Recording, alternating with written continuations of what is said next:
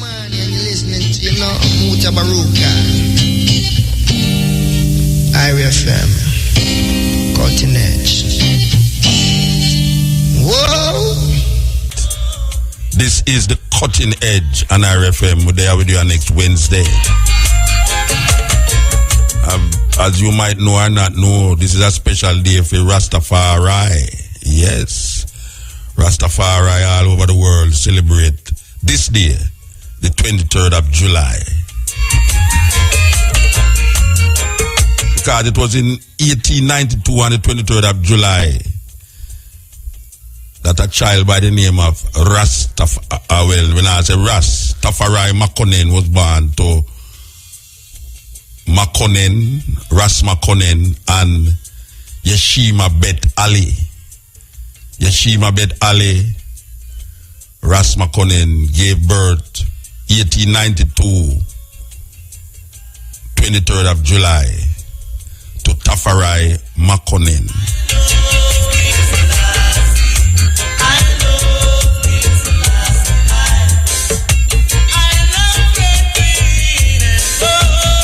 So he was christened at the church, Haile Selassie. Translated in English, it means power of the Holy Trinity, because it was the church at that time giving names to children. Even I myself, I got a name when I was christened, which we don't use. Maybe if I was supposed to become an emperor, I would use it. But that birth, and subsequent to that birth, on the 2nd of November 1930, gave rise to a movement called the Rastafari movement. The Rastafari movement has spread all over the world. At its origin in Jamaica, having spirituality scattered all over Africa. And we who has been displaced, still domiciled on this farmer slave plantation island, cry out. And in crying out, we recognize and give birth to an understanding that has surpassed many in this part of the world. The Rastafari movement has given hope to many African people in this part of the world. And now we have a light at the end of the tunnel. Emperor Haile Selassie I, Rastafari, today, 23rd of July. And we know that the culture of Rastafari is what has helped to shape the popularity of the movement, the culture of Rastafari.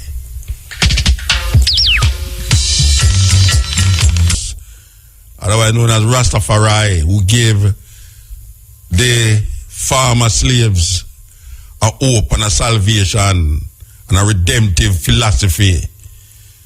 And with there we did still a go through, a try liberate ourselves from mental slavery and from the pangs of oppression that has gripped us in these colonial countries, these colonies of Europe.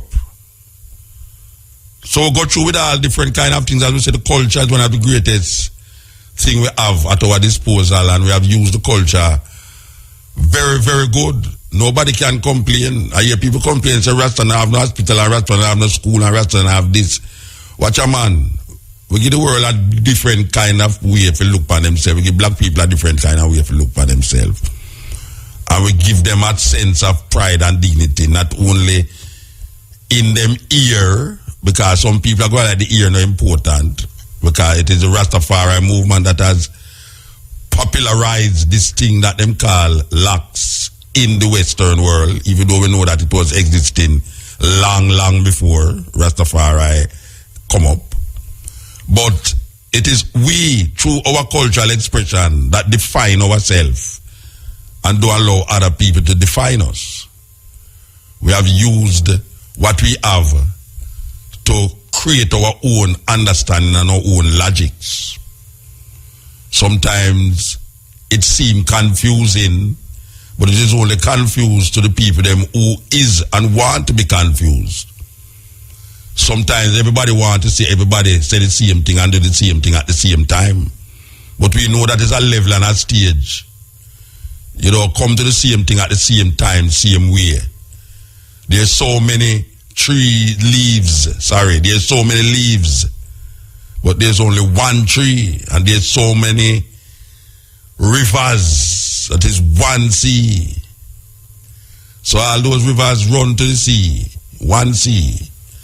So when we look at people saying, well, I have too much confusion in a Rasta, I still try to figure out what part of it is the confusion. Because I know a man can't go farther where mind there and where intellect there.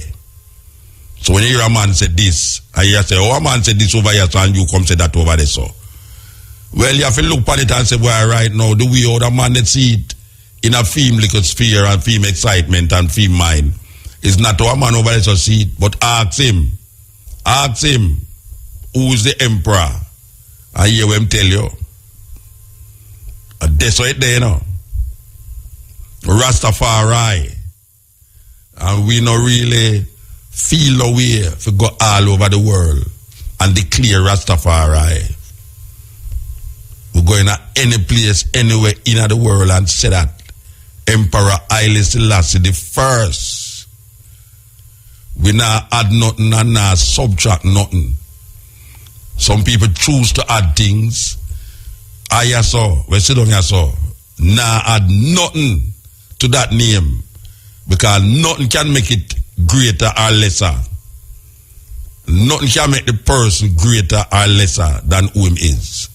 So you could have pick up name, pan top and name and ascribe this to him and ascribe this to him. That making no difference. You have some people say, Rasta, you got dead from 1974, 75. Or you say that worship dead man. Well, it's a problem that, you know. It's a problem that, you know why it's a problem that? Because the majority of the Western world a worship a dead man were dead 2,000 years ago. And because them can't accept that death, them raise him from dead and put him in the sky. And then expect we the slaves, to look up in the sky, which what of us have been doing. A lot of us has been doing it, looking up in the sky and still looking up in the sky for that 2,000-year dead man to come to save them from white man oppression. So we, the farmer slaves, has created a logics that surpass what we were taught in the Western world, because what we do is go forward into time and reconnect with our ancestral origin. That's why we call it heritage. We call it heritage because it connects us to a land. It connects us to a time in history. And it connects us to a place in history. So, the heritage that a whole heap of people search for as Jamaicans and recognize that other people who's amongst them has connected their heritage to a land and to a place and to a time in history. And then gone past way because them never give up that heritage, time and space. We, the majority of African people, has descended into a quagmire of amnesia all around me. As a matter of fact, it's Alzheimer's we have now. It gone past, well, I don't even know which one worse, amnesia or Alzheimer's. But it's like we're at the two of them.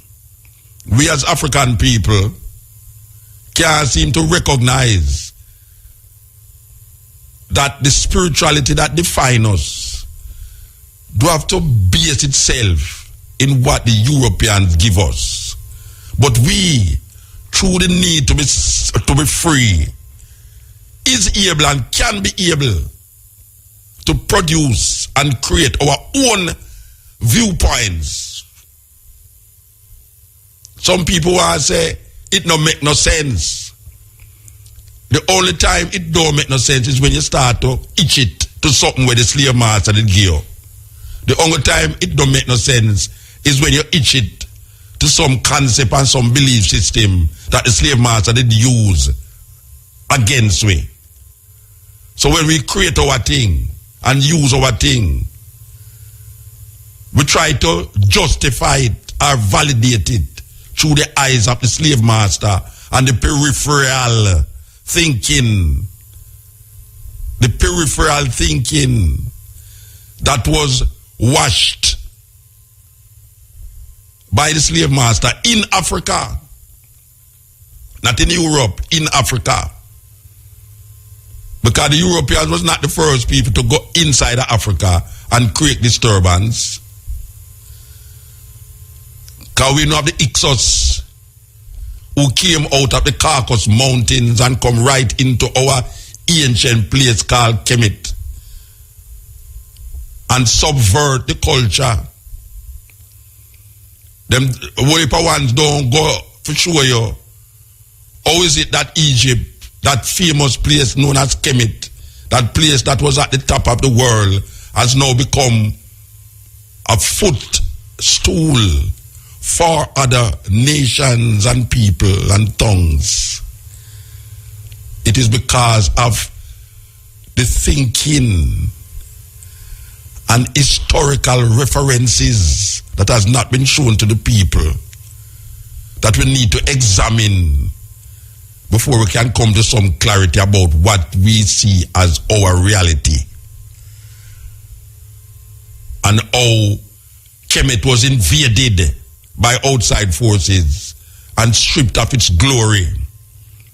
And then it was invaded again by Arabs, and it invaded again by Europeans. And now the Arabs is there. The majority of Arabs in the world live in Egypt, that it is now known as.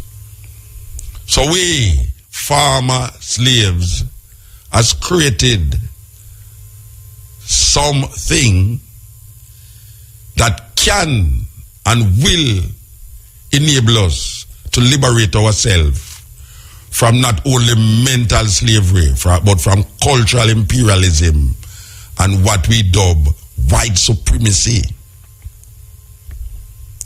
Some people don't want to recognize that, but you have to recognize that somewhere or another, that we are under the pangs of white supremacy.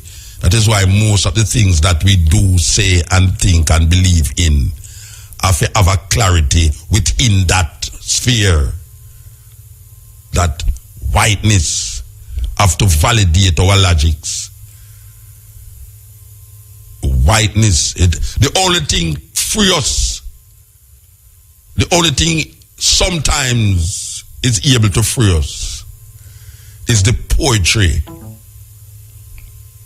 And when we say poetry now, we are talking about songs also, because every song is a poem put to music. So we have to say the poetry, the philosophy in the poems, in the songs, has been a liberating force to clarify some kind of cloudy understanding of ourselves. The poetry, the songs have been able to open our eyes to recognize who we are. And if it was not for those griot, we would still be trying to use and justify ourselves through the eyes of white supremacy. Because when we look around us, when we look at what is going on around us, we recognize that white supremacy dominates us, even us who claim to be conscious, because we continually perpetuate these ideas that is not liberating us, but is putting us more and more into what we call colonialism, slavery, and spiritual decadence. So, on this day, I want to heal up my mother. Because my mother, who gave birth to me long time ago, my mother is still alive. And she is celebrating her birthday on the 23rd of July, today. So, I want to heal up my mother. I know she's not listening and that she's not hearing, but I know that someone might be hearing and go tell her tomorrow, say, yes, son, I call out you, I say, wish you happy birthday today. I want to tell my mother, give thanks for your womb that carried me, that I could have reached to this point in my life and use my life to enhance other lives in this world. And now change and now regress is just forward. Because we're now going to make the path that we have used the cutter to go through with, make it get rusty up. We're now going to lose sight of the prize. And we're going to keep echoing Africa for Africans, those at home and those abroad. We, the farmer slaves, who have liberated ourselves and is trying to liberate others who don't know that them is slave, we recognize that to say Haile Selassie in a country that has been dominated by white supremacist mentality and thinking is a challenge in itself, but it's up to the challenge. Because we know that his heritage, his history, his time, and his place that bring us to this point. And we are the memory, according to one intellectual, Barry Evans. We are the memory of the people of Jamaica, who only if they knew that they were slaves, they would try a way to get out of it. But because the colonial masters have played it so powerful on them, that we who recognize that slavery still exists is mocked and jeered at. What difference does it make? Why are you bringing up all these long time things? Why you don't just go through, say everybody, a whole heap of people that go through, you hear them talk about that. Well, the reason why a whole heap of people go through and left we behind, the African majority, is because them place themselves. I want you to listen to me carefully, African people. The reason why other races go through is because them place themselves in history, in time, in a place. Check it. Check it. Them can tell you about a place. Them can tell you about a historical events or historical events.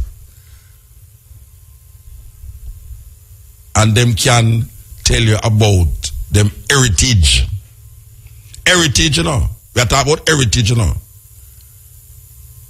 Because we are separate heritage from culture. Because where we have culture, we don't necessarily have to have heritage, because we can create cultural experiences in the place that we find ourselves in that cannot be linked with any of our heritage. Yet still heritage defined way deeper than just this little island your son. That's why other people them when them define them heritage, even though them wear a certain clothes at a certain time, but when them go into them heritage, the clothes that you see them come out with is not the same clothes that them wear to them work every day. We, the African majority, we go to work in the clothes, and when we come home and say to celebrate, we celebrate in the same clothes that we went to work in. That is sign of slaves. Because slave can't change them clothes. The same clothes of them work in, are the same clothes of them sleep in, are the same clothes of them party in. As slaves that. The people around where the clothes that them sleep in, them don't go to work in it. And the clothes that them go to work in, them don't go to party in. Them have different clothes for different things. That is heritage. That is knowing your heritage. So when you have Heritage Week in Jamaica, the African majority is confused. Them don't know them confused because them not celebrating them heritage. Them are celebrating them Jamaican cultural experience that define them in a space of slavery.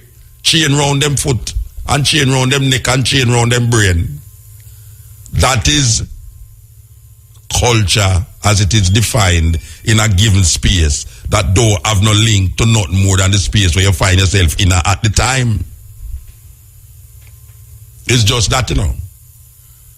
We are talking about place, time, space. I won't say space, we're not talking about no sky. And we're not talking about no peripheral understanding. Because them come with a peripheral understanding. And we take it up like say it is the main course.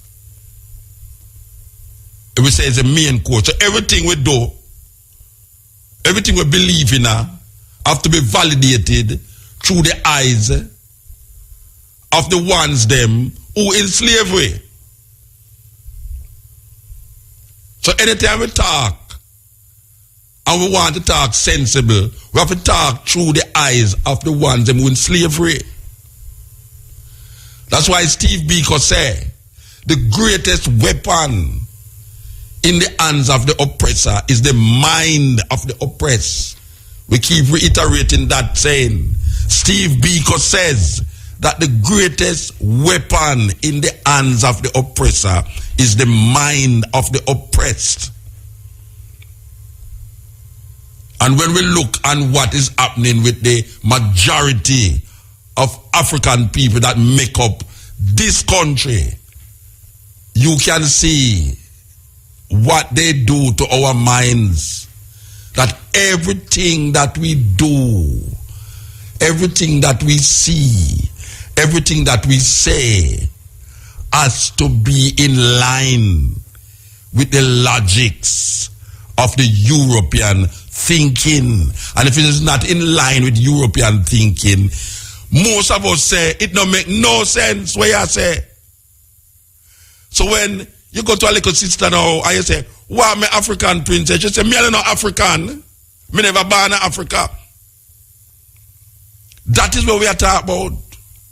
We are talking about African people saying that them is not African because them never born in Africa. But yet still them keep saying Chinaman to Chinese people who never go to China yet. How the hell a Chinaman is a Chinese and them never go to China yet? Simple.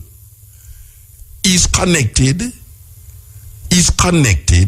to a place, he's connected to a time,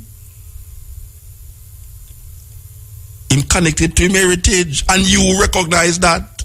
You Jamaican, we call yourself Jamaican, you recognize say the man is not of you, and you have to identify him in the space, even though it's in your space.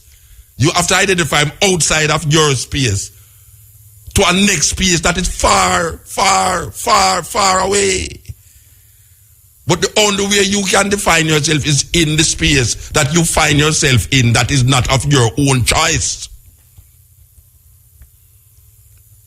You never chose to come here, whether through your mother or through slavery. I never asked my mother to come here. Through some pleasurable experience from my mother, I came here. I never have no choice.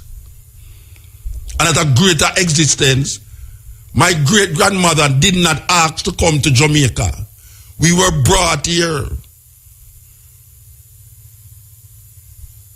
Some of us get dropped off at some other country, some get dropped off over there, so some get dropped off over there. So. But when we come here and we look and we are going, we feel that there's nothing else that exists but what is here in this space.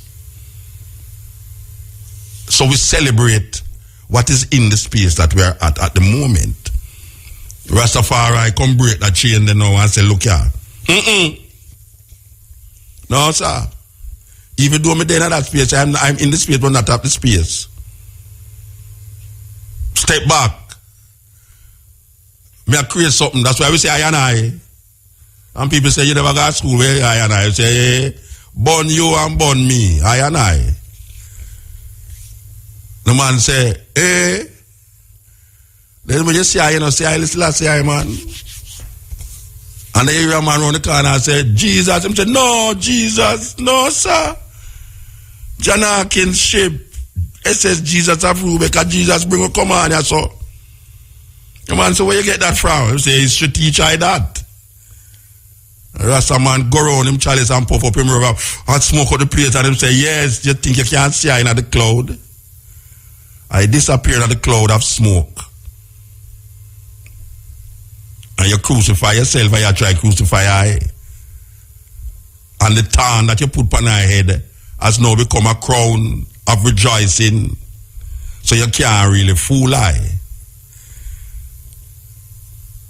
But there is always a but that you can trick I, you can fool I, because there's some of I and I who still choose to maintain the ideas that has been exposed on us by the slave master. So when you say locks, man look on the locks and say, dread, terrible. What if you go to your ear, so? But then him start to do female, so no, but him catch you now. Because meanwhile, all a little white guy now, and make him locks grow. And him locks tick up like all a tree, like all a mango tree. Where you see? We now have to find a way now to unravel the locks by creating some other method and way to make it don't look like locks. Meanwhile, the white guy around is not doing nothing. Even though film won't take longer for locks, but when you look on film one, it reminds you of the ancient Higher Congo, where come out of the bush, them are Hanover and Westmoreland and St. James. And when you look at the little locks, them you have to know them twist up like whisk with Tarzan you to swing pan. Because they say them put way. Even though we say we are fine ourselves, but we have to find ourselves in context.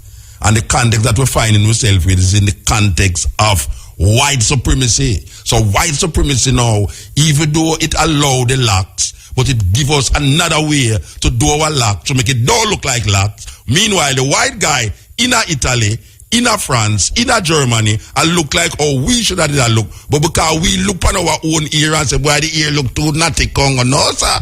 You know how my ear look so? We have to find a way to don't make it look like how it's supposed to look. Lightning. This is the cutting edge at IRFM. We're there with you. H&L Promotions presents Ocho Rios International Regatta Fun Day and Gospel Concert on Emancipation Day, Friday, August 1. Philosophy and views with the ones them to recognize how important it is that we find ourselves. And the only way we can find ourselves is go forward in ourselves. And the only way we can go forward in ourselves is if we identify ourselves with a place. So we did I tell you about the little girl who, when you tell her that she's African, she said she's not African because she never born in Africa. But she can recognize a Chinese who born in Jamaica, who call himself Chinese and call himself Jamaican, but she only call him Chinese. Because you have some people in a Jamaica, yeah, and this is this is something where I experience in an Emancipation Park, a function I keep in an Emancipation Park. And a little sister who me love dearly because I see her all the while and she have a little youth. I don't know if she use a little youth to get sympathy, but not that we argue about. But she in the park and men are attack. I say, you know, we just attack about things and she said, why downtown it rough and all everywhere there and so not true she hear about the thing she have to come up here. So if somebody ever pass me now who well brown, I'm introduce her to the person and say, this sister here come from uptown, so you know. She say, she not Jamaican. She a white woman. I mean say, but you know, say not every Jamaican black like you, you know. She said, no sir, no sir. No sir, me never seen a Jamaican white. So you know why she said that? Because she not get exposed to uptown. So she feels say every Jamaican look like the person when she went to the monks in the ghetto. She not left the ghetto at all.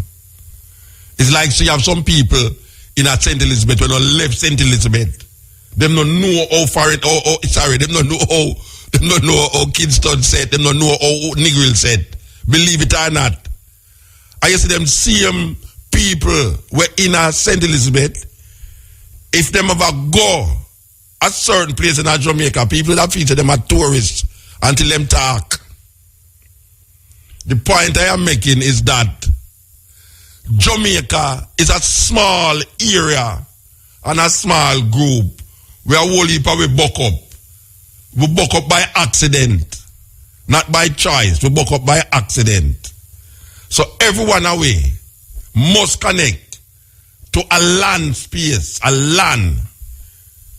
If we don't connect to no land, I mean not talk about the land where them bring upon not by free will, then we're going to be complicated in finding ourselves as a people. And that is where them take out away. Them take away from the land. We are the only group of people right now that when we get enslaved, they move you from your land. So we have to find we have to find back a culture in the land where we're there and find back a culture where in the land where them take we from. But here we know, we maintain the culture in the land where them put we in. And the land where them put we in, the culture that them give we is adapted to their thinking for keep we in subservience to them. And then them bring some bossy slave over we say them are govern we and them are rule we by a system where them create, again, named democracy, by a system where them create, named Christianity. And we now accept it as the only reality to solve our problems. It is the only reality we have to solve our problems. So the Rastaman become a stigma, an outcast. But we're never afraid for the black art because we say we art black. And you know, another time if you say you're art black, you're in a serious problem. But we persistently say black art, man.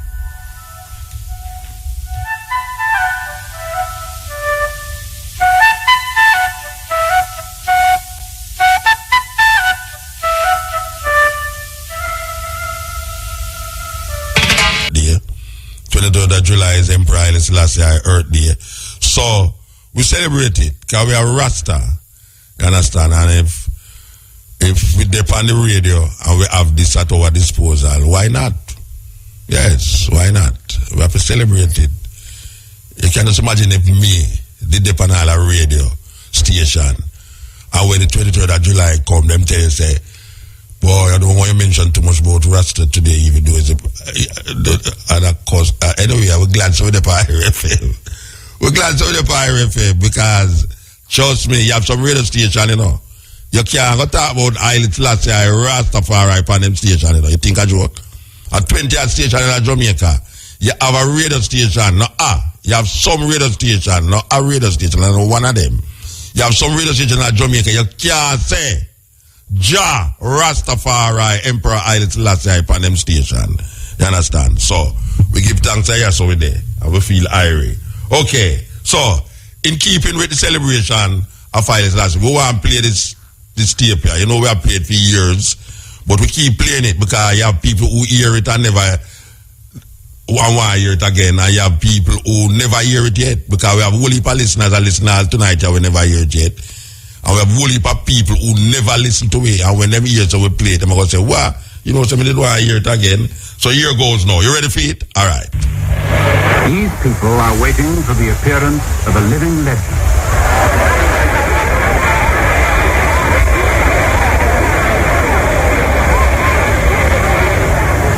Ministers of government, ambassadors and their wives, princes of the church. By now they've probably lost count of the number of times they've waited here at Addis Ababa Airport for the same extraordinary man.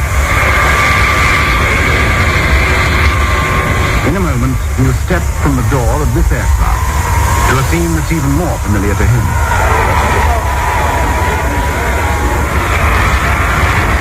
And here he comes. The legend in person. One of the world's best known figures and faces, and one that most of us know least about.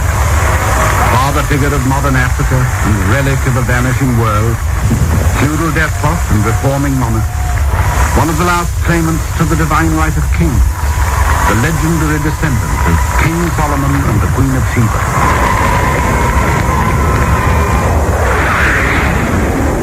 His Imperial Majesty, Haile Selassie I, conquering lion of the tribe of Judah, elect of God, King of kings, Emperor of Ethiopia.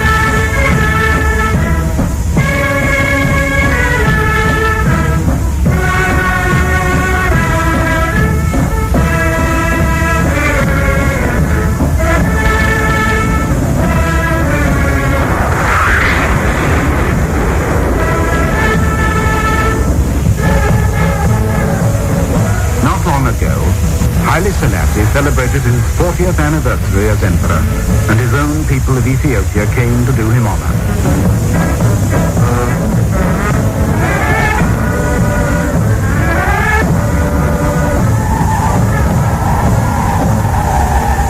But Haile Selassie in his time has been far more than just the ruler of a small African state. He's become one of the great survivors of our day and of yesterday, riding out in shrewd triumph all that the 20th century could throw at him.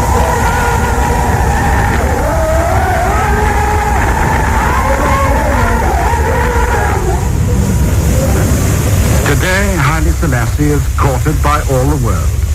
At his anniversary reception, the representatives of 100 nations came to salute the authority of this tiny old man.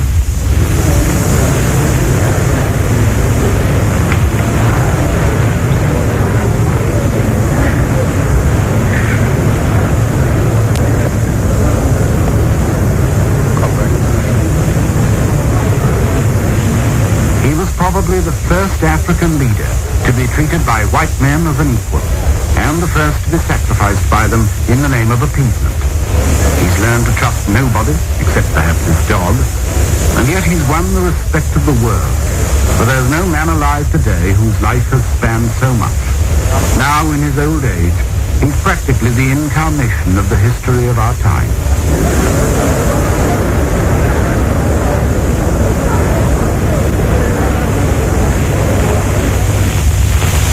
Began for Haile Selassie in this remote corner of the Horn of Africa in 1892. In London, Queen Victoria had celebrated her Golden Jubilee. In Africa, the colonial powers were carving up the continent. but the world Haile Selassie was to grow up to had not been dreamed of. He was born in a thatched hut and christened Tefari Makonnen, and though he was of Ethiopia's royal blood, his childhood on these hillsides was as carefree as childhood should be.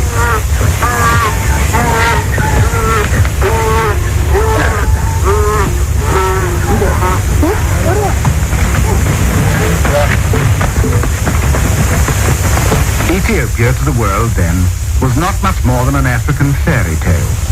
In European romance, it was the land of King Solomon's mines, Prester John and the Queen of Sheba, the place called Abyssinia, where the tribe of the Habeshan was supposed to live. Only a handful of foreigners had reached its interior and found among its mountains the source of the Blue Nile.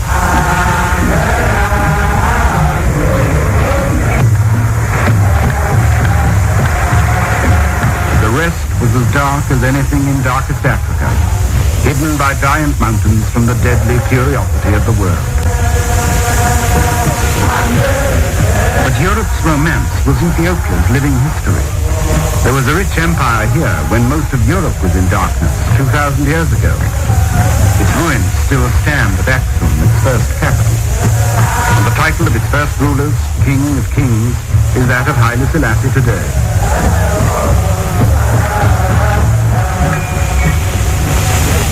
The empire's history since then is a rich confusion of fact and legend. There are still 50,000 people like these in Ethiopia who call themselves Jews of the House of Israel and claim descent from the first Jews out of Arabia 3,000 years ago. They observe the Jewish Sabbath and mark their pottery with the Star of David. Like Haile Selassie's imperial crest, the star crowns the Lion of Judah, the central Ethiopian symbol, begotten from Sheba, who bore a son to King Solomon and called him Menelik, the first Ethiopian emperor.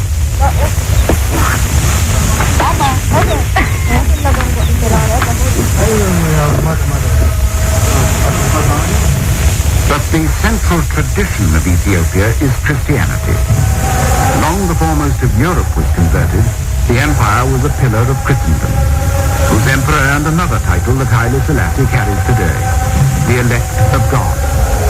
The echoes of 16 centuries of Christianity sound with undiminished faith through Ethiopia's churches now.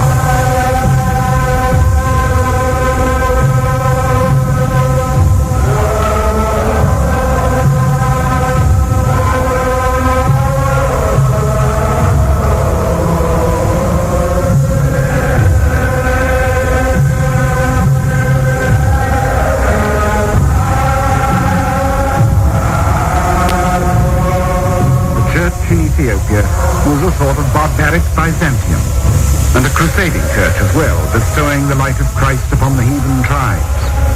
But like other crusaders, it was beset by the growing power of Islam. From over the Red Sea, the Arabs swept into Africa with their own revelation. Soon, Ethiopia was a Christian stronghold surrounded by the Muslim world.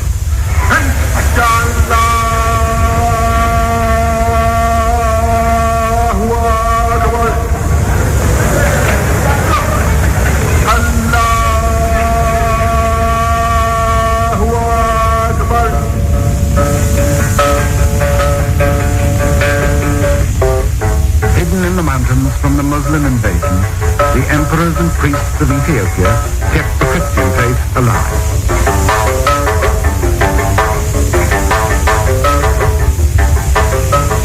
Here in the 12th century, the Emperor Lalibela carved out of the rock the churches of what he hoped would be a New Jerusalem.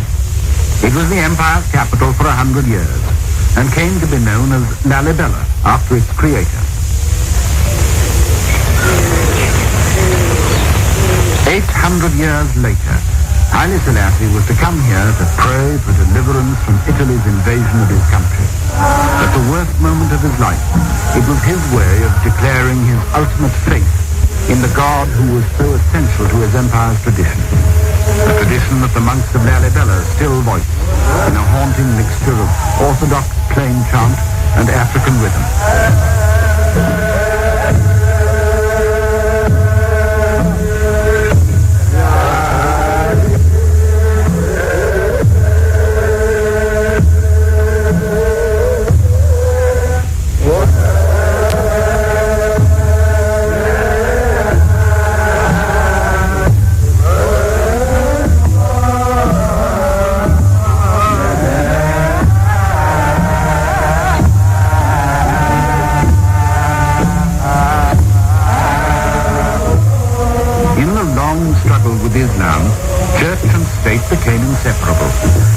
Christian powers of Europe sent emissaries to the emperors to help them against the Muslims. One of them may have been Prester John, some Western Father Jean perhaps, exiled and forgotten here for a lifetime. But in spite of Western help, many of the empire's provinces were overrun. The emperors themselves became nomads, wandering the highlands from camp to camp, until here at Gondar in the 17th century, they came to rest again in renewed splendor.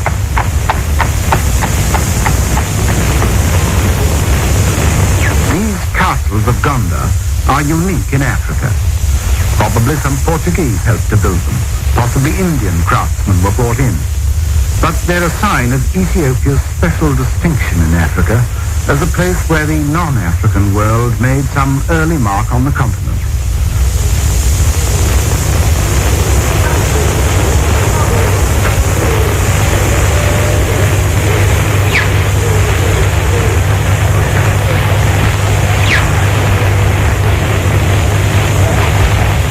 Was only a brief revival of a declining empire.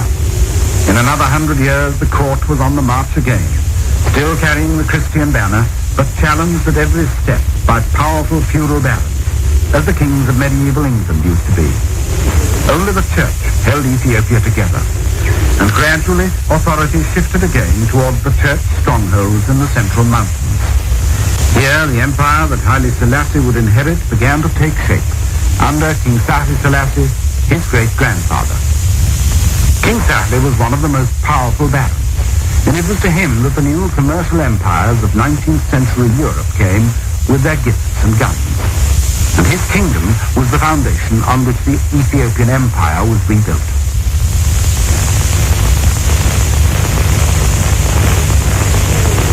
Its revival was heralded by a Christian crusade, led by a man who was half monk, half warrior, and who defeated all other contenders for the throne, the Emperor Theodore. But in 1862, Theodore fell foul of Queen Victoria. By a misunderstanding, she failed to answer one of his letters, and in a huff, Theodore imprisoned a British consul and some European missionaries in his mountain fortress at Magdala. When 5 years of diplomacy failed to secure their release, the British at last sent a military expedition to recover them.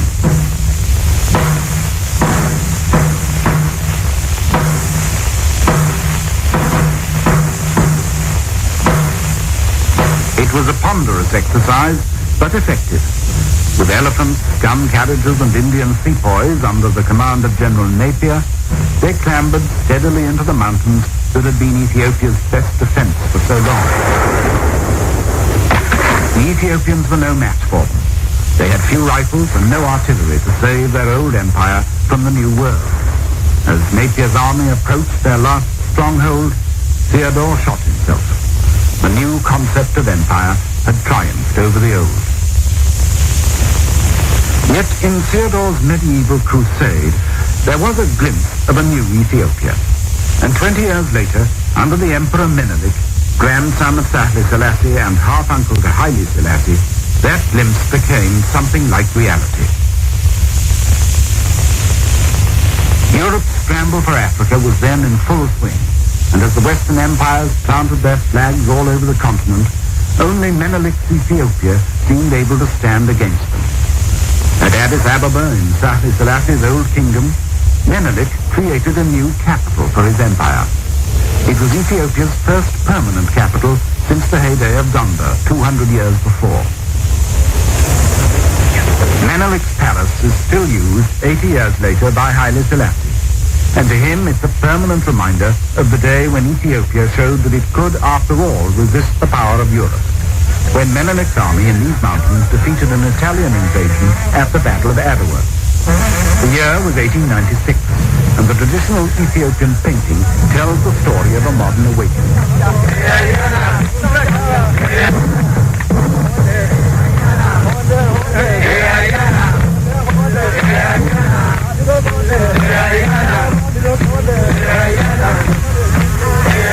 It was the first time a European army had been defeated by Africans since Hannibal beat the Romans 2,000 years ago. Menelik's celebrations were huge and noisy.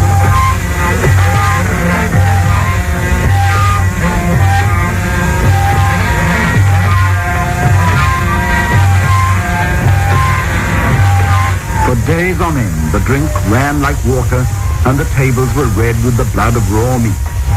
In the rejoicing, the Ethiopians hardly noticed that they had still to pay a price for their independence.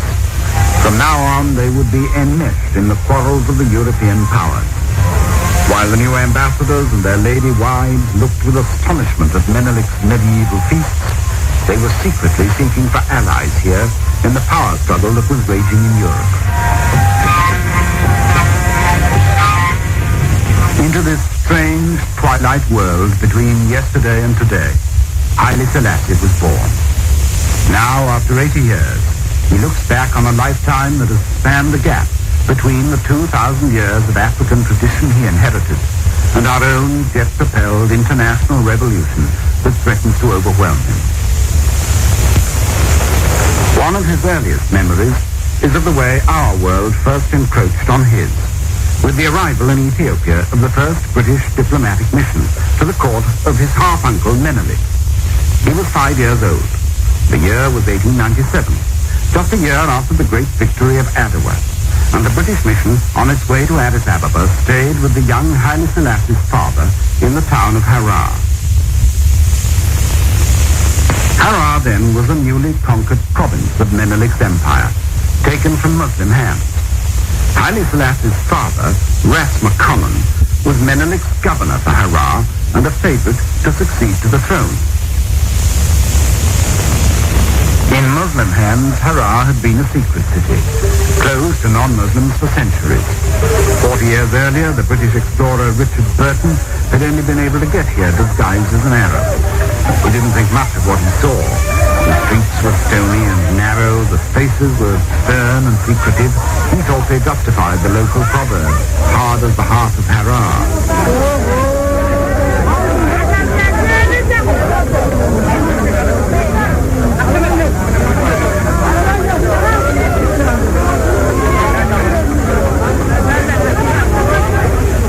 Harar's not a great deal better now, but for what change there is, Haile Selassie's father can take some credit.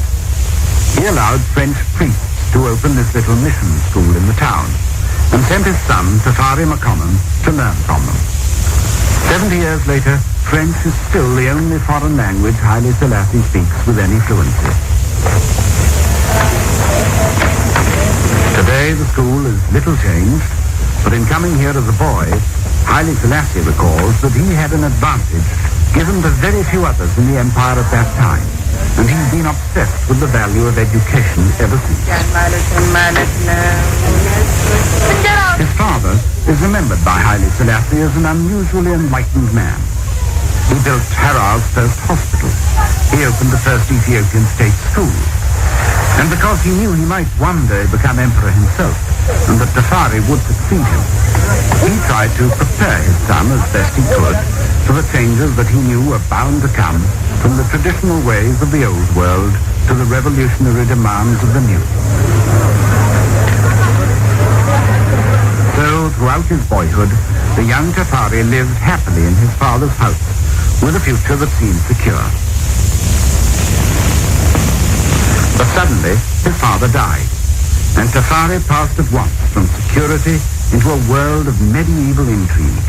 He was only 13. Menelik was dying, paralyzed by a stroke.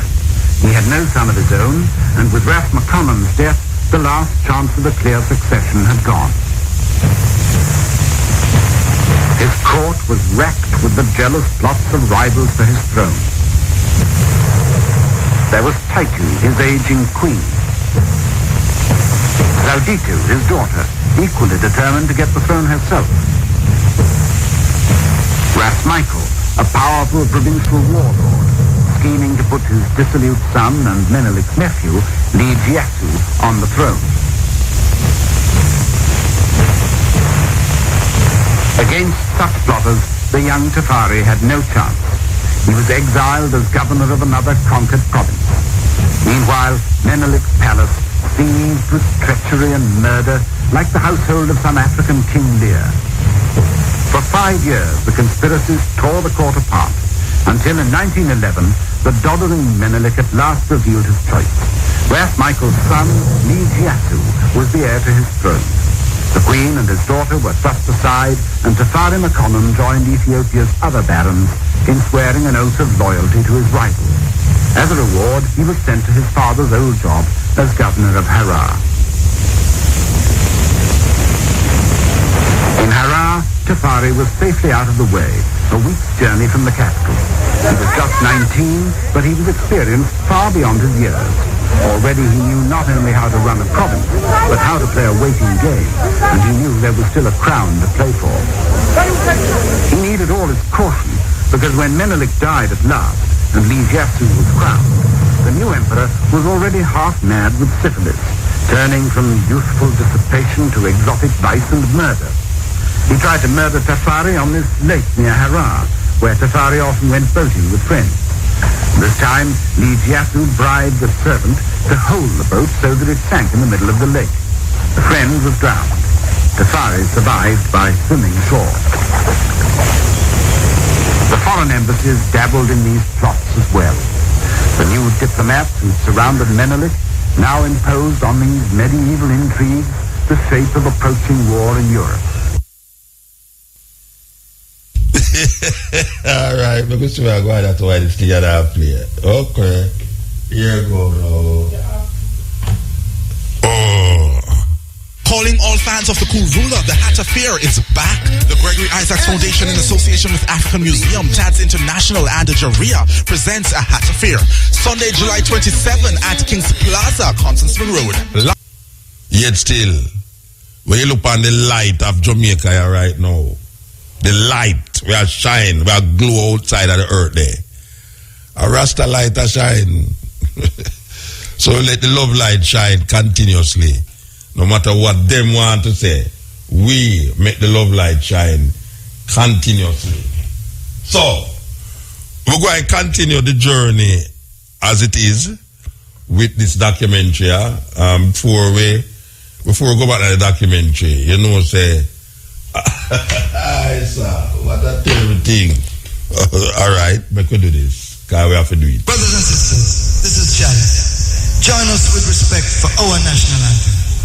Let us stand and defend this one. Peace and love. Thank you. Eternal Father, bless our land. Guide us with thy mighty hand. Keep us free from evil powers.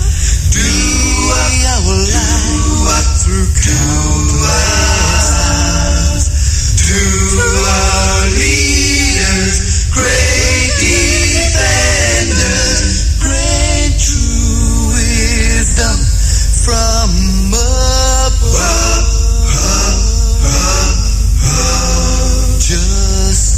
Justice, truth, be ours forever. Jamaica, land we love. Jamaica, Jamaica, Jamaica, land we love.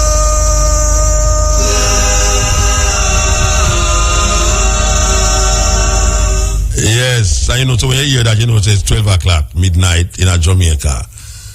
Yes, Joy. Okay, Joy, okay, Joy, okay, Joy, all right.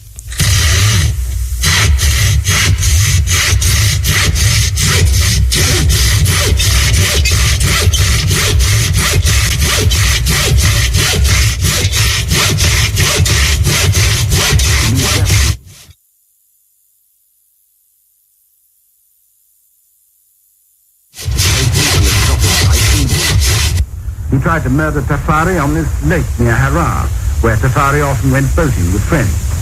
This time, Li Jiasu bribed a servant to hold the boat so that it sank in the middle of the lake. The friend was drowned. Tafari survived by swimming ashore. The foreign embassies dabbled in these plots as well. The new diplomats who surrounded Menelik now imposed on these medieval intrigues the shape of approaching war in Europe. Germany and Turkey stood with Ligiatu. Britain, France and Italy swung to Tafari's side. It was 1914, and as the guns opened up on Europe's western front 4,000 miles away, the contest in Ethiopia took an older shape. Christianity once again prepared for a clash with Islam. A Muslim empire in Africa was the bait dangled before Ligiatu by Germany and Turkey. And in his craze for power, the new ruler of a Christian empire became a Muslim in all but name. For the Christians, it was the last straw. Vice, murder and rape they were accustomed to, but apostasy struck at the heart of their tradition. The Christians, it was the last straw. Vice, murder and rape they were accustomed to, but apostasy struck at the heart of their tradition.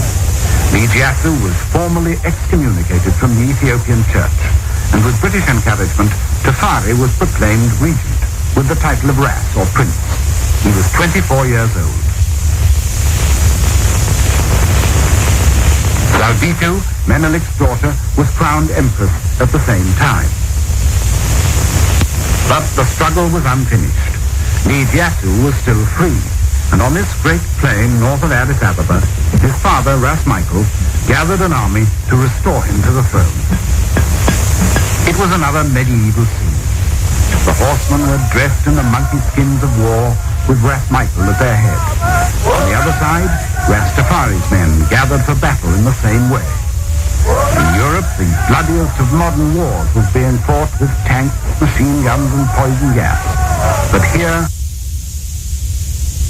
ahead. On the other side, Ras Tafari's men gathered for battle in the same way. In Europe, the bloodiest of modern wars was being fought with tanks, machine guns and poison gas. But here, the centuries rolled back as if to King Henry at Agincourt, or Richard losing his crown at Bosworth Field.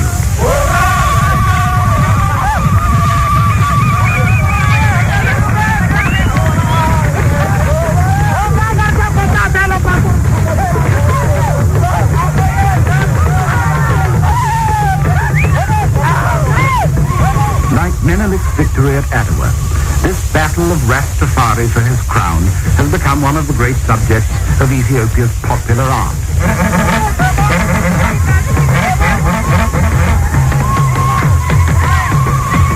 The battle lasted a full day, surging one way and then another. But in the end, the man who rode back to Addis Ababa in triumph was Ras Tafari. It was a victory that he still recalls as the turning point of his life. But almost immediately, he was embroiled in the outcome of the other war in Europe. At the Versailles Peace Conference in their victory, the Allies again redrew the map of Africa. But once more, Ethiopia escaped. Playing off the great powers against each other, Ras Tafari kept his independence. Joining the new League of Nations, he put his faith in the latest post-war watchword, collective security. In such great company, one little country would surely be safe, and none would let another gobble it up. Instead, he hoped that all might compete in helping him to modernize his country and make it worthy of its place in the League. To extend his foreign contacts, he toured the European capitals. In London, the Times described his arrival as an historical event. In Stockholm, he met King Gustav, and the Swedes promised him doctors. In Brussels, he found financiers ready to invest in his country.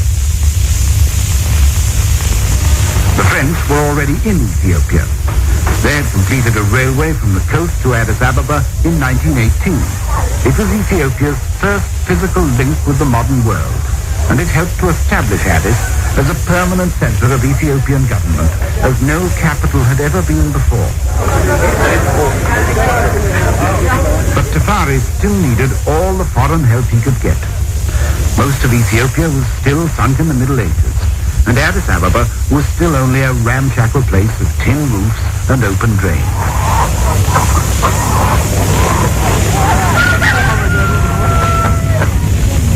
He had to fight poverty and tradition. But he was still only regent, and his hands were still tied by his old enemies at court, who were once more plotting against him. It wasn't until 1930 that Rastafari won supreme power at last and ascended the throne when the Empress Zauditu died. Crowned emperor at last at the age of 38, Tafari took the royal name of Haile Selassie, meaning the Mighty Trinity.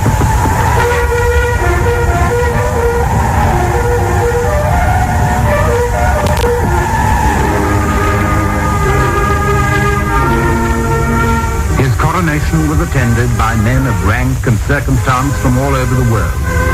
The Duke of Gloucester went from Britain. France sent a field marshal. Italy, the heir to the throne.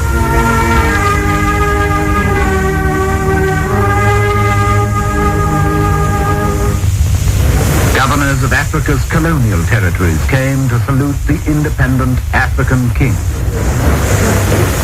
His own people poured into Addis Ababa in thousands to pay homage to the new emperor.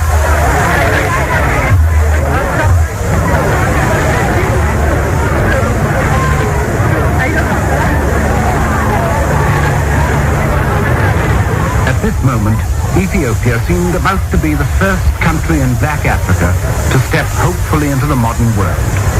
Instead, the modern world marched almost at once into Ethiopia, far more brutally than before. Benito Mussolini, the Italian dictator, proclaimed he would create a new Roman Empire, and he aimed at the one place left for imperial conquest in Africa, Haile Selassie's Ethiopia.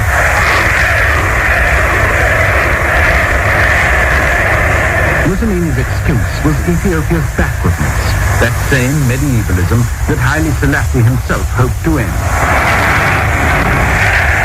He told his soldiers they had a civilizing mission, but his ambitions dragged Haile Selassie straight into the 20th century's new barbarism. Hitler threatened the peace of Europe. As the Nazi troops marched, Western statesmen quailed at the thought of a new war. More wars are horrible, and our doom as they are hot. In the mouth of Ramsay MacDonald, Britain's Prime Minister, the age of appeasement was born. Its first sacrifice in the cause of peace in our time was to be the Emperor Haile Selassie. In Ethiopia, the Emperor could do no more than play for time against the Italian threat, winning the loyalty of the tribes and princes by a traditional mixture of prestige and bribery, and hoping that his old friends, Britain and France, would still come to his rescue.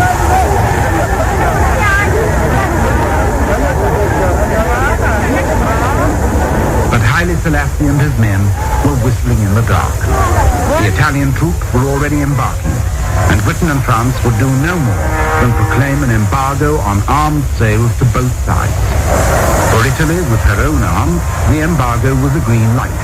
For Ethiopia, it was a death sentence.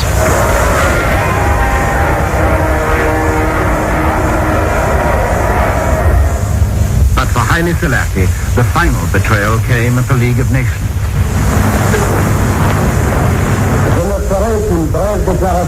Pierre Laval, the French foreign minister, and Sir Samuel Hoare for Britain, proposed to hand part of Ethiopia to Mussolini. Appeasement had triumphed. Collective security was a myth. In the war that followed, Haile Selassie had no chance.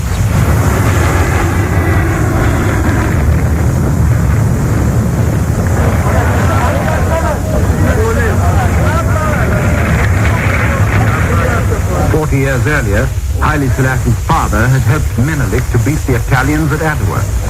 Now Mussolini's troops had their revenge. Within a month, Ethiopia's first capital at Aksum had fallen, and over 2,000 years of independence were nearly at an end. Abandoned by his international friends, Haile Selassie found even his own men unwilling to fight on. He had only a handful of trained troops. The rest were untrained tribal warriors, hopelessly outgunned.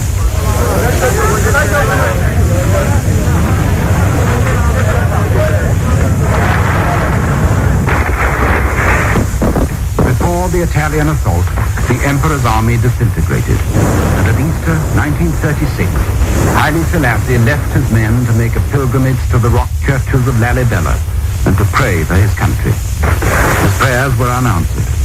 A month later, it was all over. In 8 months of steady advance, the Italians had lost only a few hundred men. Haile Selassie had lost an empire. On the 2nd of May, his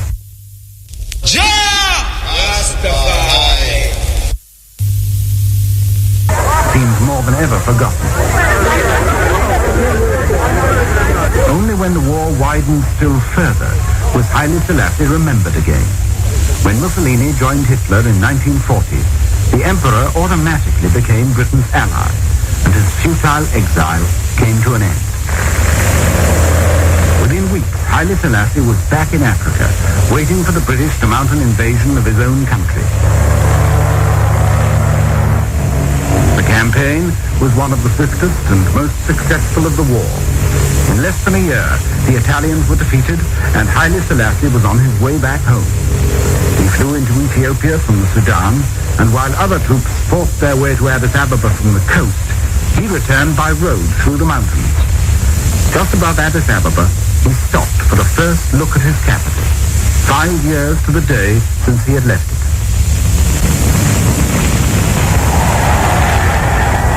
What one imperial power had put asunder, another had restored.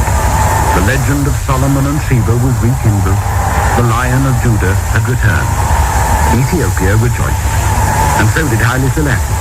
For him, it was one of the greatest moments of his life, a chance to start again.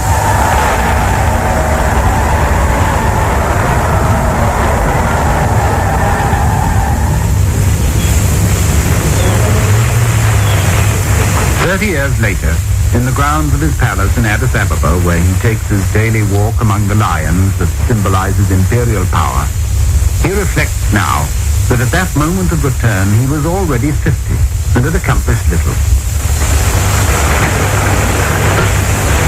The Italians had left very few colonial improvements for him to build on. They'd only been there for 5 years, and they'd left things pretty much as before. There was no central administration. There certainly weren't any bright young graduates. There were no army officers, and there wasn't even a common language. Fundamentally, Haile Selassie was back with the same ramshackle empire he had won before, and whose primitive traditions he hadn't had a chance to scratch.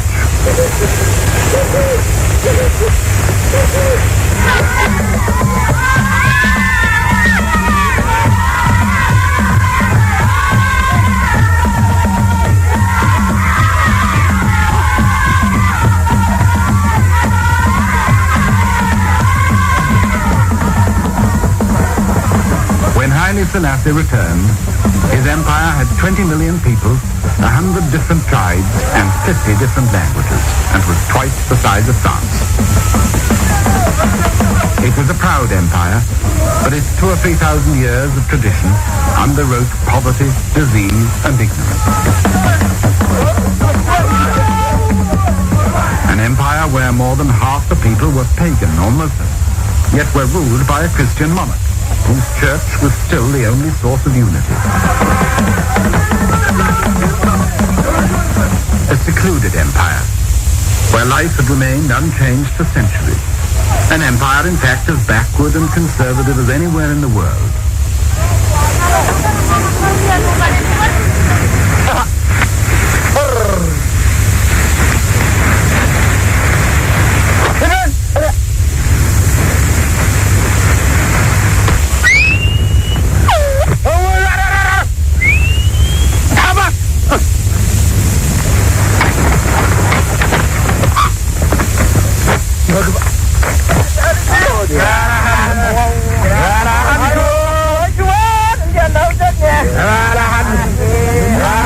There was no easy escape from the isolation and poverty of Haile Selassie's empire. There was no mineral wealth, no really modern economy of any kind. There weren't even any communications. The Italians had built a few roads, but the war had destroyed them again, and one of the first decisions the emperor had to make was whether he should rebuild the roads through these mountains. He decided he wouldn't, for the time being anyway. Instead, he put his faith in the air. With American help, he created a network of tiny airstrips that broke down the isolation of the interior for the first time.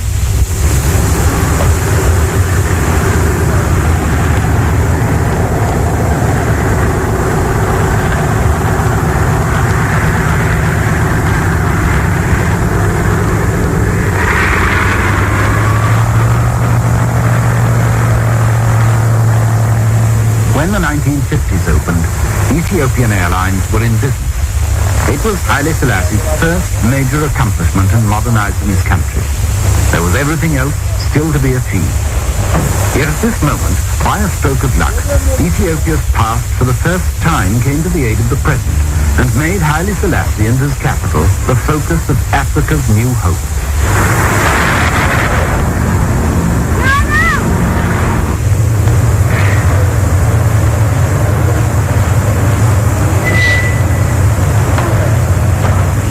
As almost the only independent African ruler after the war, Haile Selassie provided a symbol of self-respect for black men just emerging from white rule.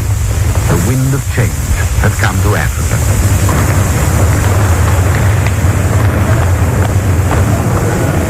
Recognizing the emperor's unique position, the United Nations chose Addis Ababa as its African headquarters, and he embarked on a new political career.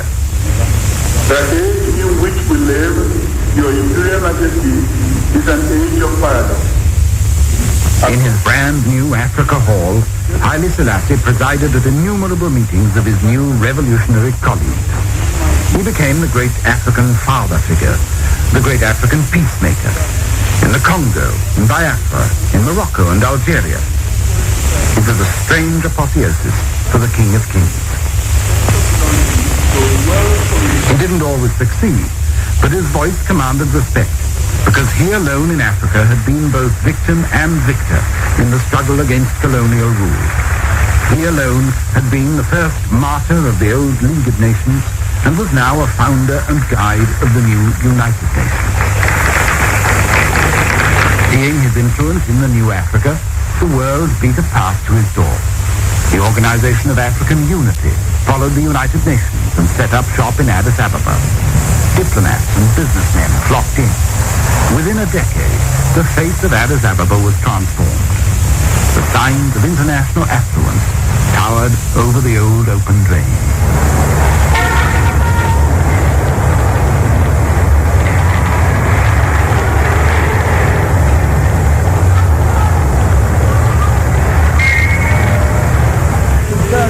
With the bankers and diplomats came foreign money and foreign aid. There were new ports, new roads, new dams to be opened. America trained the emperor's army. Russia built his schools. Israel provided technicians. India supplied teachers. Britain brought doctors. France offered culture. Germany sent trade missions. Haile Selassie's old empire had become the new African showcase, and everyone wanted an exhibit there.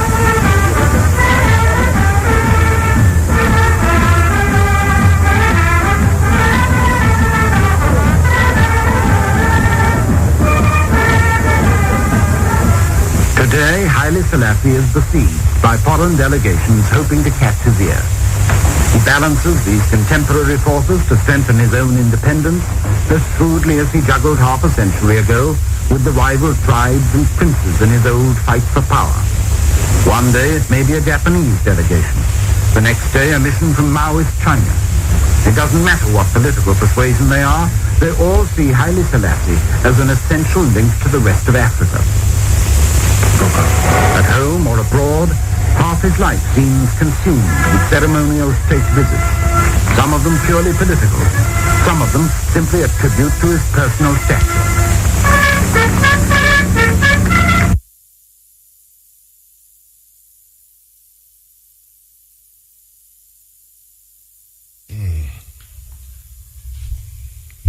Okay. This is the Coaching Edge on RFM. You're listening to a documentary on Haile Selassie's life. Given that we can now say yesterday was his birthday.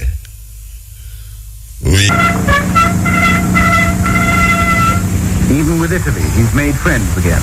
On a state visit to Rome, 30 years after Mussolini's troops had been driven from his country. At home, he seemed all-powerful, adding to the natural mystery of a divine monarchy the artificial cult of personality. His name is everywhere. His presence seemed all-pervading. His word seems law. His ministers are overshadowed by him, and his government is run by him. His palace is surrounded by all the machinery of a modern administration. But even his prime minister brings the important decisions back to him. In his old age, it looks as if Haile Selassie has routed all his enemies at last, to emerge supreme, as if the all-wise and benevolent Lion of Judah has prevailed.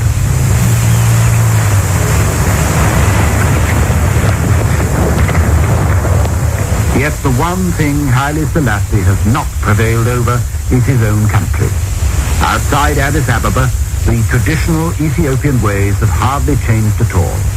The emperor's wit runs only as far as his governors can ride.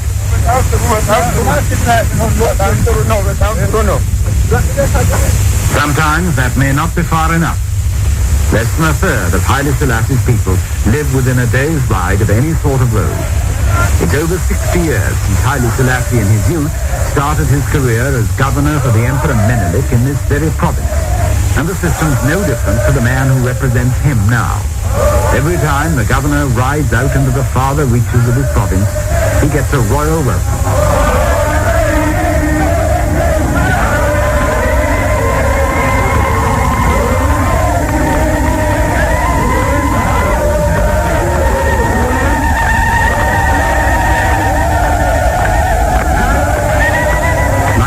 Selassie in the old days, the governor still needs guards to protect him, servants to tend him, even interpreters to translate for him, because hardly anybody in the remoter provinces speaks the language of the emperor's government.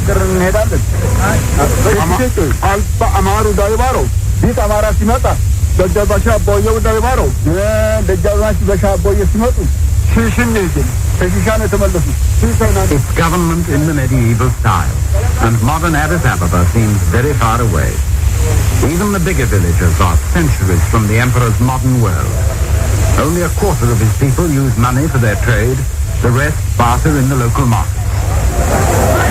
Out here, the emperor's law has to be simple and tough, an eye for an eye and a tooth for a tooth. Every weekend you see gatherings like this scattered around the highland villages. It's a combination of detective inquiry and trial by jury, where all the men of a community are summoned by the emperor's commissioner to uncover a criminal. It's the village elders who make the investigation. The rest barter in the local market. Out here, the emperor's law has to be simple and tough, an eye for an eye and a tooth for a tooth. Every weekend you see gatherings like this scattered around the highland villages. It's a combination of detective inquiry and trial by jury, where all the men of the community are summoned by the emperor's commissioner to uncover a criminal. It's the village elders who make the investigation.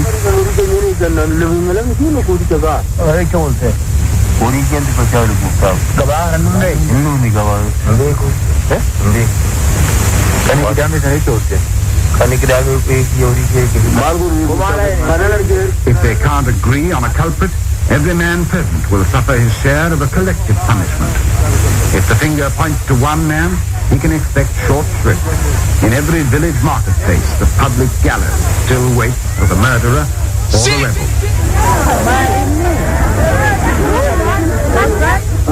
But what law for the poor in Haile Selassie's empire is less often law for the rich. The Ethiopian parliament is the emperor's own creation, a little nudge of his people towards constitutional government. But it's twice refused to pass the emperor's own land reform law because its members won't give away their own privileges.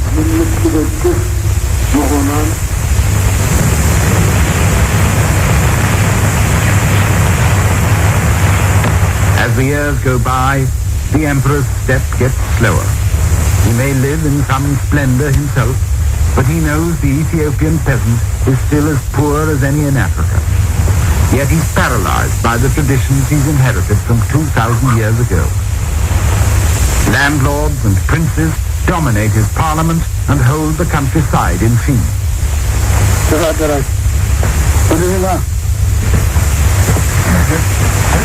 The peasants own nothing, and at harvest time the landlords and their bailiffs come to demand their share of the crop.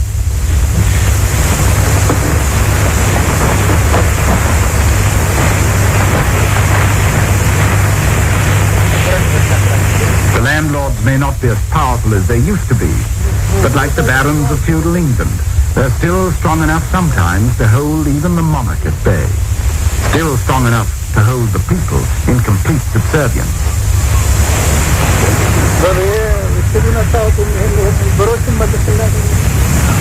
Biggest of all the landlords is the Ethiopian Church. History has made it inseparable from the empire, and now, as powerful as the great monastic orders of medieval Europe, it dominates the life of the Christian highlands.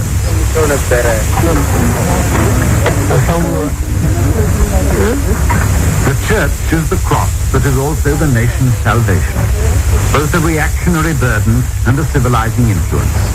Its priests may be ignorant, but they're usually the only people for miles around who can read or write.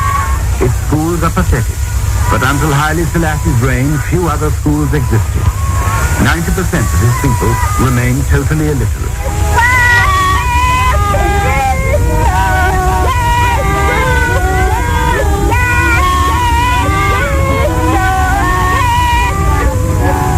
Nearly half the population of Ethiopia now is under the age of 15, and for Haile Selassie, their education has always been an obsession. He's taken personal charge of the Ministry of Education, sought teachers and money for more schools from half the countries in the world, and turned one of his palaces into a university. He's directly responsible for whatever schooling these youngsters get. But like everywhere else, the more they have, the more they want. School strikes and revolutionary slogans take command. And Haile Selassie's efforts are dismissed by the young as mere failure and repression. The educated middle-aged are rebellious too. They owe their privileges to the emperor as much as to anyone, but they whisper their discontent in the posh bars of Addis every night and can't wait for the old man to go. But the old man's still there, as shrewd and ruthless as ever. He still knows how to balance one force against another, playing off traditional resentments against novel discontents.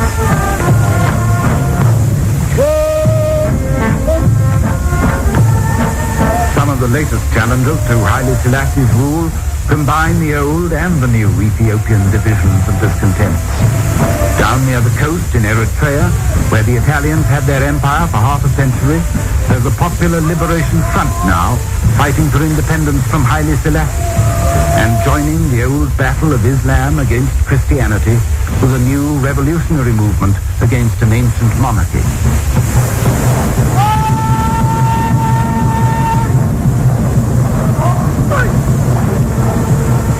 The emperor can send his army to deal with that. But it hasn't always been easy for him to deal with his army. His soldiers now are a far cry from the barefoot rabble that Mussolini's men destroyed nearly 40 years ago, and farther still from the medieval cavalry that won him his crown 20 years before that. But only 10 years ago, some of his soldiers tried to throw him out, and very nearly succeeded. It could happen again. The classic 20th century military coup d'etat against an aging ruler.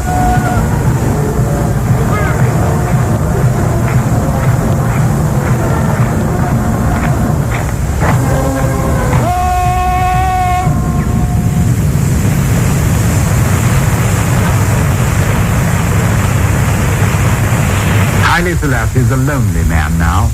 His wife, 2 sons, a daughter are all dead, and though others remain to keep him company now and then, the essential solitude of his life on the tightrope of power must grow more oppressive every year. On one side, there's still the old Ethiopian world of feudal power and tradition. On the other, there's the new challenge of his own reforms, the educated youngsters and the modern army officers who want the world and would like it now. They're the upper and nether millstones which which have ground many a good man, especially in this century.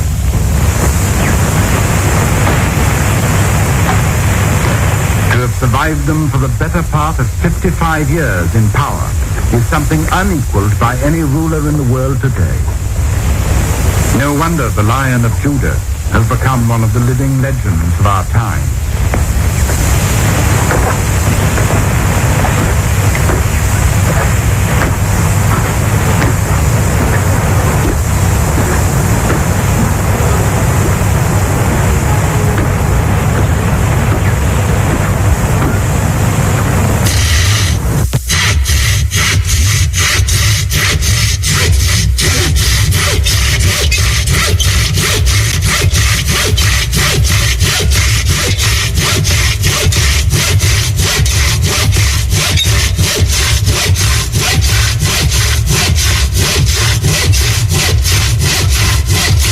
And this is the Cutting Edge on RFM, celebrating Emperor Haile Selassie's Earth Day, 1892 to 23rd of July. Yes.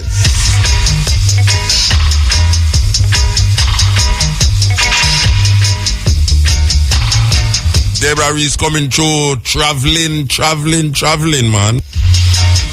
As it dead, them things said the whole thing would have just crumble. 1975. Them things said that it done. But guess what? Just a come. Yes, blessed. Yes, Muta. Greetings. Yes, man Dingo phoning in from London. And full joy in the music that they are playing with respect to the 122nd Earth Strong of His Imperial Majesty Haile Selassie. And yesterday there were a lot of functions all over Britain by Rastas and those who support the idea that we must celebrate our heroes, our kings and our heroes. We can't allow them to tell you who to celebrate. Precisely. We define who we celebrate. Definitely. And there were some functions. And here you're playing the crucial Bunny Whalers tune, and Bunny Whalers is in London as it is. In fact, he has a show in Brighton tonight. And on Sunday he's going to, he has a show in Brighton tonight, Thursday night. And on Sunday he's going to be performing at the Electric, formerly known as the Fridge in Brixton. You know, and that will be Welcome to the Brixton Academy. Welcome to Brixton Academy. Now there again. Yes, it still exists, but they call it the Brixton O2 now. That has a capacity of a little over 5,000. Brixton O2? Yes. Them never have a O2. Them never have a O2 out. Which part would play the other day? No O2 that too. Well, we did there. Yes, that is a O2 because you have O2s all over the country. All right. That is never know that. It's a chain of O2. So the one in Brixton is that have a capacity bigger than the one that we were at that time, of over 5,000. But the Electric Cinema, the Electric that used to be known as the Fridge in Brixton, where Bunny Whaler will be performing this Sunday, the 27th of July 2017. That has a capacity of about 1,600. And the other day, Ziggy Marley worked there with his drummer Santa, Carlton Davis. Yeah, man, you to play with me too, Santa, Right, yes. My drummer too, because I play upon several of my productions. So how that show did it go with Ziggy Marley? Sold out. Yes.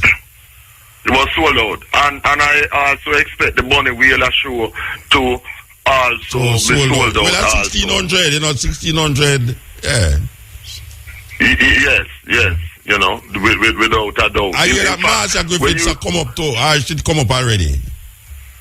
No, it says sometime in September. I see some advertisement. 50th anniversary. 50th anniversary. 50th, yes, and on the bill is like Baba and Diasi as one of the names, which is only natural, since he's the one who wrote those original hits for Studio One and so on. Yes, truly and truly. She have one out in November, you know. She have a celebration out in November. A big 50th anniversary. Yeah, she have a celebration out in November with all of the artists them where she record with. 50 artists she put on the bill. So you know what that look like? Because she just did that in the States the other day. So yeah, it's but like you never have the 50 she's doing artists. all. So it's like she's doing all and then going to be doing November birthday. Last. Yeah, November birthday. Yes, see, November woman. Yes, that's like my mother. Yeah. But that should also be good. That should also be good, without a doubt. But I see the advertisement for that year for sometime in September. Okay. And thing. But people really looking forward to the Bunny Whaler show right now, at the Electric this Sunday, because years he hasn't performed here, you know. Okay. And as the prominent surviving founder Whaler, you know, people really look forward, and is a man as I know, not only sings but speaks his mind, whether you agree with him or not. That, you know, so that will be going well. And preparations for the march on Friday the 1st of August, starting at Windrush Square by Brixton, going to Houses of Parliament to hand in a petition demanding reparations. Preparations for that are going very well. And one of the important things with that is the security aspect, because we are quite aware that you will have some agent provocateurs, troublemakers who will come to so-called join the march in order to disrupt it and think to give the whole thing a bad name. So one of the key things that we're seeing about is security. Yeah. You know, definitely that has to be done. And I am pleased that I was selected by the people, the Mandingo, to be helping out where that is concerned to, and being as one of the spokespersons for the reparation march in terms of publicizing it, you know. And we give thanks, because I think you sent something with regards to promotion of the reparation march. The bridge did ask me to lend my voice to a promotion, so I did it, and same have it. Yes, that is Prophet Jabi. So we're saying up front for the world to hear, listening, that we give thanks for your support in adding your voice to this campaign. Yes. Because it will be an annual thing, Mutabaruka. You know, it's good, and but it's more than ironic that as two Kingston Technical High School man, that different sides of the Atlantic, but we're doing the work, which is what Marcus Garvey said. But can I ask you a question?